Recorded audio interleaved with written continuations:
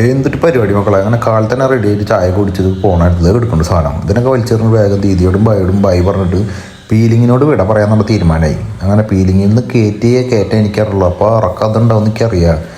അങ്ങനെ പിന്നെ ഒന്നും നോക്കിയില്ല. അവിടെ നിന്ന് ഒറ്റ ഇറക്കാം. അങ്ങനെ പൂ കഴിക്കാൻ കഴിഞ്ഞാൽ ഒരു ബേഡിൻ്റെ പാർക്കുണ്ട്. പിന്നെ ഒന്നും നോക്കിയില്ല, കയറാന്നായി.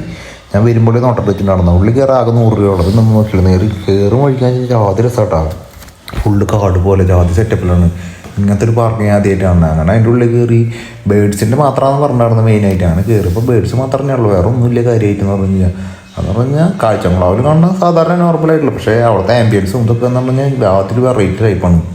അങ്ങനെ കുറേ നേരം അവിടെ അങ്ങോട്ടും ഇങ്ങോട്ടൊക്കെ തേരാപ്പര നടന്നു. അങ്ങനെ പൂ കഴിക്കാൻ ഒരാൾ പറഞ്ഞു ബാക്കിലൊരു മ്യൂസിയം ഉണ്ട്. മ്യൂസിയം അല്ല, പാലസാണ്. പാലസിക്ക് വിട്ടാൽ മോനെന്ന് പറഞ്ഞു. നല്ല രസമാണെന്ന് പറഞ്ഞു. ഞാൻ പോയി കണ്ടപ്പോൾ എനിക്ക് അത്ര വലിയ രസം തോന്നില്ല. ഇത് മ്യൂസിയം ആയിട്ടും തോന്നില്ല, ഒരു വ്യൂ പോയിന്റ് പോലത്തെ സെറ്റപ്പ്. അങ്ങനെ അവിടെ നോക്കിയപ്പോൾ ആൾക്കാരൊക്കെ ഉണ്ട്. പക്ഷേ എന്ന് പറഞ്ഞു കഴിഞ്ഞാൽ എന്തൊക്കെയോ ഉണ്ട്.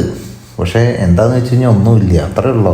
അല്ലാണ്ട് കാര്യമായിട്ടൊന്നുമില്ല. പക്ഷേ ആ പോണ വഴി എന്ന് പറഞ്ഞാൽ ഭയങ്കര രസമാണ്. ഫുള്ള് കാടിൻ്റെ ഉള്ളിൽ കൂടെ ഒക്കെ പോയിട്ട് നല്ല രസമാണ്. നമ്മളെന്ന് വെച്ചാൽ അവിടെ എത്തിയെന്ന് വെച്ചാൽ നട്ടുച്ച നേരത്ത്. അത് കാരണം കട്ട പോസ്റ്റാണ്, നല്ല വെയിലാണ് നോട്ടാ. അങ്ങനെ പിന്നെ കുറേ നേരം അവിടെയൊക്കെ നടന്നു. ഇനി എന്തെങ്കിലും സ്പെഷ്യലായിട്ട് കാണാനുണ്ടോ നോക്കാൻ വേണ്ടിയിട്ട്. അങ്ങനെ നോക്കുമ്പോൾ ഒന്നും കാണാനില്ല. അപ്പോൾ ഞാൻ നേരെ തിരിച്ചിറങ്ങി. ഇതേപോലെ കാടിൻ്റെ ഉള്ളിൽ കൂടെ ഒക്കെ നമ്മൾ വരണ്ടേ. അങ്ങനെ നേരെ അവിടെ നിന്ന് പുറത്തേക്ക് ഇറക്കാന്നുള്ള പരിപാടി. കുറച്ച് ദൂരം നടക്കാണ്ട്, വലിയ കുഴപ്പമില്ല എന്നാലും. അങ്ങനെ നമ്മൾ വീണ്ടും മറക്കാൻ തുടങ്ങി. നമ്മൾ 5 ദിവസം കൊണ്ട് കയറ്റം മൊത്തം ഒരൊറ്റ ദിവസം ഏറി വന്നു കഴിഞ്ഞാൽ 1.5 മണിക്കൂർ ഞാൻ മൊത്തം ഇറക്കി തീർത്തു. എന്ത് സുഖമായിട്ട് ഇറങ്ങി പോകണമെന്ന് വെച്ചിട്ട് ചവിട്ടിയും വേണ്ട, പറയണ്ട മക്കളെ.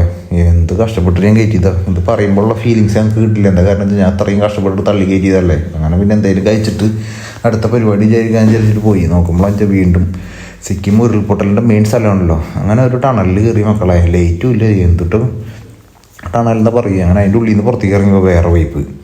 പിന്നെ പറഞ്ഞാൽ റോഡൊക്കെ പൊളിഞ്ഞു തുടങ്ങി, റോഡൊക്കെ നാശമായി തുടങ്ങി, പൊട്ട വഴിക്ക് എത്തിയാണ്. ഇനി ഇവിടുന്ന് നമ്മൾ നേരെ ജോർദാൻ എന്ന് പറഞ്ഞ സ്ഥലമാണ്. അതെന്ന് പറഞ്ഞാൽ സിക്കിമിൻ്റെ ലാസ്റ്റ് ബോർഡറായിട്ട് വരിക. അവിടുന്ന് നേരെ ഡാർജിലിംഗ് കിടക്കണം.